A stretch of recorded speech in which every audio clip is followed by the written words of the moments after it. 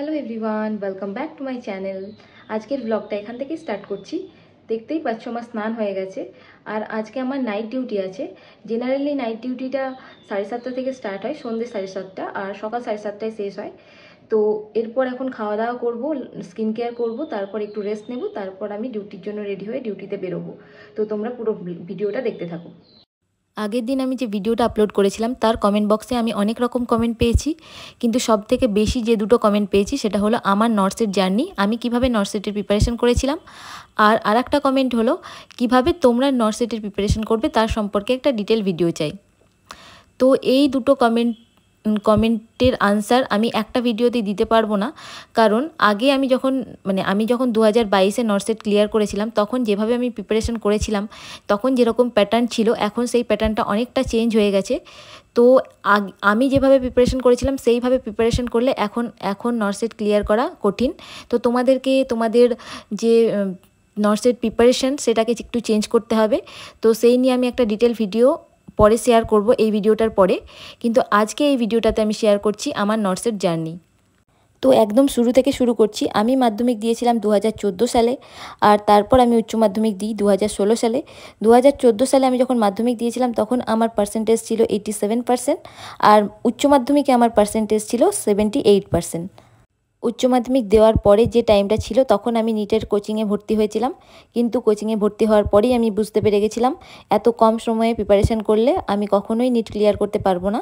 Actually তখন NEET হতো না, তখন একটা এক্সাম হতো জয়েন্ট এন্ট্রান্স, সেটাতে মেডিকেল আর ইঞ্জিনিয়ারিংয়ের জন্য দুটো আলাদা পরীক্ষা হতো। তাই মেডিকেলের যে পরীক্ষাটা হয়েছিল সেটাতে আমার কোনো র্যাঙ্ক আসেনি, আর ইঞ্জিনিয়ারিংয়ের যে পরীক্ষাটা হয়েছিল সেটাতে আমার র্যাঙ্ক এসেছিল 5,000 সামথিং। তখন অ্যাকচুয়ালি আমার কাছে ফোন ছিল না, আর মেডিকেলের প্রিপারেশন সম্পর্কে আমি কিছুই জানতাম না, কিভাবে প্রিপেয়ার করতে হয় নিজেকে। আর তখন সময়ও ছিল না, আর আমি অতটা কনফিডেন্টও ছিলাম না যে আমি 1 বছর ড্রপ নিয়ে মেডিকেলের জন্য প্রিপারেশন নেব এবং ক্লিয়ার করব। তারপর আমি নার্সিংয়ের ব্যাপারে জানতে পারি আমার এক পিসতুতো দাদার কাছ থেকে। তখন আমি বিএসসি নার্সিংয়ের ফর্ম ফিল আপ করি, আর জিএনএম নার্সিংয়ের জন্য যে গভর্নমেন্ট থেকে ফর্ম বেরোতো সেটাও ফিল আপ করেছিলাম। এখন তো জিএনএম নার্সিংয়ের জন্য এক্সাম হয়, কিন্তু তখন গভর্নমেন্ট নার্সিং স্কুলগুলোতে মার্কসের বেসিসে অ্যাডমিশন নেওয়া হতো। আমার যেহেতু সায়েন্স ছিল আর আমার পার্সেন্টেজও কম ছিল, 80%-এরও কম ছিল, আর আর্টসের স্টুডেন্টদের 90% মার্কস ছিল, সেই জন্য ওরা চান্স পেয়ে যায়। আর আমি জিএনএম নার্সিংয়ের জন্য আর চান্স পাই না গভর্নমেন্ট স্কুলগুলোতে। এরপর আমি অনার্স নিয়ে জেনারেল কলেজে ভর্তি হয়ে যাই আর ক্লাসও স্টার্ট করে দিই। তারপরে আমার বিএসসি নার্সিংয়ের রেজাল্ট আউট হয়, রেজাল্ট আউটে আমার 813 র্যাঙ্ক হয়।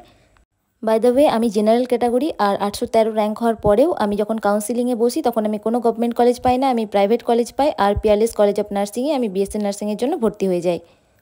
এই র্যাঙ্কে আমাদের আগের আর পরের ব্যাচের সবাই গভর্নমেন্ট কলেজ পেয়েছে, কিন্তু আমাদের ব্যাচেই এইরকম প্রবলেমটা হয়ে গেছিলো, কারণ মেডিকেলের কাউন্সেলিংটা নার্সিংয়ের কাউন্সেলিংয়ের পরে হয়েছিল।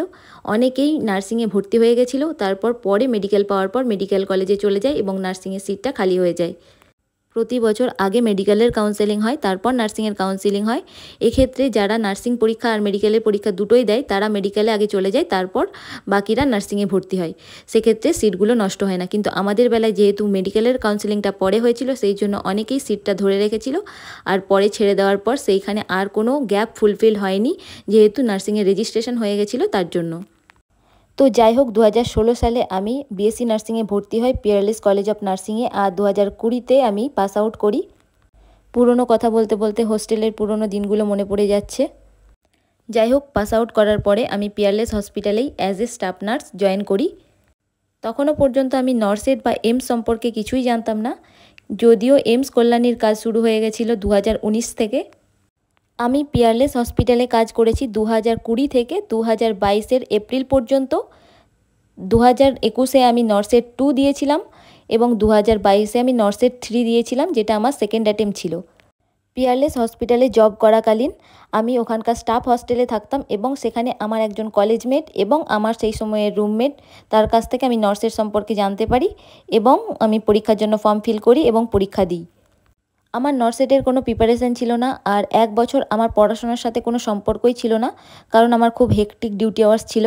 ঘুম থেকে উঠে পড়েছি আর এখন আমি ডিউটির জন্য রেডি হব, কিন্তু এখন বাইরেটা দেখে মনে হচ্ছে ঝড় বৃষ্টি আসবে, অ্যাকচুয়ালি হাওয়া দিচ্ছে। তো চলো তোমাদের সাথে একটু বাইরেটা শেয়ার করি। কথা বলতে বলতে আমার ডিউটি যাওয়ার সময় হয়ে গেছে, আর বাইরেটা দেখতে পাচ্ছ মেঘ উঠেছে, বৃষ্টি হবে বলে মনে হচ্ছে।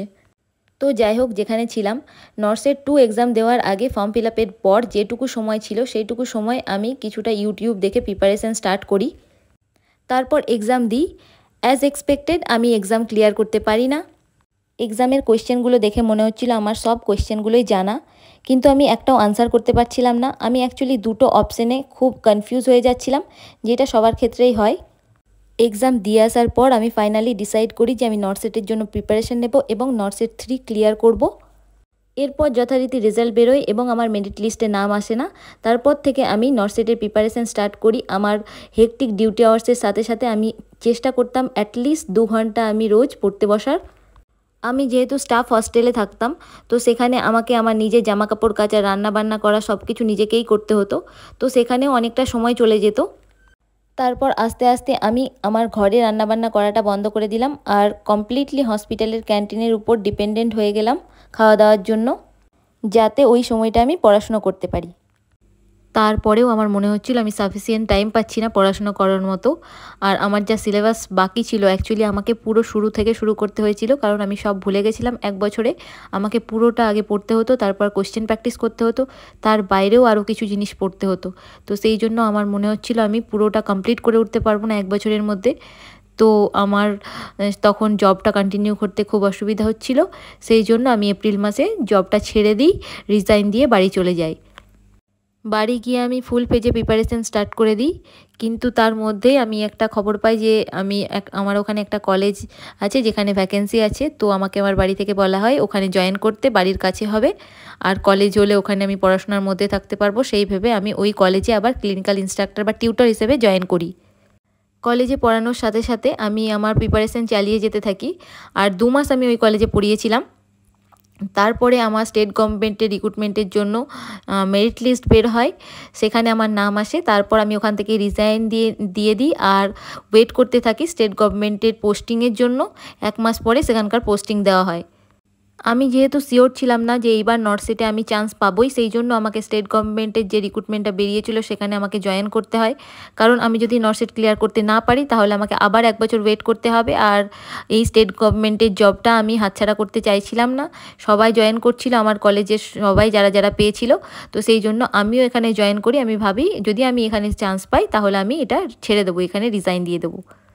ওখানে জয়েন করার 1 মাস পরে, আমি আগস্টে জয়েন করেছিলাম, সেপ্টেম্বরে আমার পরীক্ষা ছিল নর্সেট, সেখানে আমি পরীক্ষা দিই এবং তার 1 মাসের মধ্যে রেজাল্ট আউট হয়। সেখানে আমার মেরিট লিস্টে নাম আসে আর আমার র্যাঙ্ক হয় 1300 সামথিং। এই র্যাঙ্কে আমি এমস কল্যাণী পেয়ে যাই। আর তারপর আমি রিজাইন দিয়ে এমস কল্যাণীতে জয়েন করি। তার আগে ডকুমেন্ট ভেরিফিকেশান হয়েছিল। ওরা কিছু ডকুমেন্টস চেয়েছিল, সেই ডকুমেন্টগুলো ওদের অরিজিনাল কপি দেখাতে হয়েছিল এবং জেরক্স কপি ওরা জমা নিয়েছিল। ডকুমেন্ট ভেরিফিকেশানটা হয়েছিল এমস কল্যাণীর অ্যাডমিনিস্ট্রেটিভ ব্লকে। যদি প্রিপারেশনের কথা বলি তাহলে আমি প্রথমেই আমার যে সিলেবাসের বই, যেগুলো আমি কলেজে পড়েছিলাম, সেই বইগুলো পড়েছিলাম। কারণ 1 বছর গ্যাপে আমি সেগুলো সব যেগুলো আমি কলেজে পড়েছি সেগুলো সব আমি ভুলে গেছিলাম। তারপর আমি টার্গেট হাইট পড়েছি। আর টার্গেট হাইটের পেছনে যে কোয়েশ্চেন পেপারগুলো থাকে, প্রিভিয়াস ইয়ার কোয়েশ্চেন পেপার এবং কিছু মক টেস্টের মতো কোয়েশ্চেন ছিল, সেইগুলো আমি প্র্যাকটিস করেছি। প্লাস আমি ইউটিউবের কিছু ভিডিও দেখেছিলাম। ইউটিউবের কিছু ভিডিওতে কোয়েশ্চেন আনসার করা হতো, সেখান থেকে আমি পড়েছিলাম।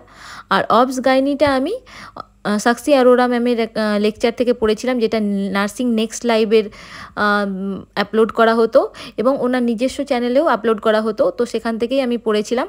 আমি পুরো অবসটা ওনার লেকচার দেখেই পড়েছি এবং নোটস বানিয়েছিলাম। তখন সমস্ত নার্সিং রিলেটেড ইউটিউব চ্যানেলে ফ্রিতে প্রতিদিন ভিডিও আপলোড করা হতো। আমি ওই ভিডিওগুলো ফলো করতাম আর ওখান থেকেই নোটস বানাতাম কিছু কিছু। এখন ওই সব ইউটিউব চ্যানেলের নিজস্ব পেড অনলাইন এবং অফলাইন কোচিং ব্যাচ রয়েছে। ওখানে অনেক স্টুডেন্ট পড়াশুনো করে এবং অনেকেই নর্সেট ক্র্যাক করে বিভিন্ন এমসে জয়েন করছে। আমার এক্সামের কিছুদিন আগে আমি একটা ক্র্যাশ কোর্স জয়েন করেছিলাম, কিন্তু সেখানে ভিডিওগুলো আমি রেগুলারলি না দেখার কারণে ওই অনেক ভিডিও জমে গেছিলো এবং সেগুলো আমি কমপ্লিট করে উঠতে পারিনি। শেষের দিকে আমার মনে হচ্ছিলো আমি রিভাইজ করতে পারবো না, সেই জন্য আমি রিভিশনে মন দিই আর ওই ভিডিওগুলো আমি আর দেখিনি। আমার টার্গেট ছিল 2022-এ যদি আমি নর্সেট ক্লিয়ার করতে না পারি তাহলে 2022-এর নর্সেটের পর থেকে আমি কোচিং নেওয়া স্টার্ট করব এবং 2023-এ যে নর্সেট হবে সেটা আমি ক্লিয়ার করবই। এটাই ছিল 12 থেকে বিএসসি নার্সিং কমপ্লিট করে আমার নার্সিং অফিসার হয়ে ওঠার জার্নি। তোমরা যদি এই ভিডিওটা থেকে কিছু মোটিভেশন পেয়ে থাকো তাহলে অবশ্যই আমাকে কমেন্টে জানিও। আমার তোমাদের কমেন্ট পড়তে খুব ভালো লাগবে। এর পরের ভিডিওতে আমি নর্সেটের প্রিপারেশন নিয়ে ডিটেলসে আলোচনা করব। তো তোমরা যদি ওই ভিডিওটা দেখতে চাও তাহলে এই চ্যানেলটাকে অবশ্যই সাবস্ক্রাইব করে রেখো। এখন বাজে সকাল 8:20 আর আমি ডিউটি থেকে চলে এসেছি। তো আজকের ভিডিওটা আমি এখানেই শেষ করছি। যদি ভিডিওটা ভালো লাগে তাহলে অবশ্যই লাইক করো, চ্যানেলটাকে সাবস্ক্রাইব করে দিও। টাটা।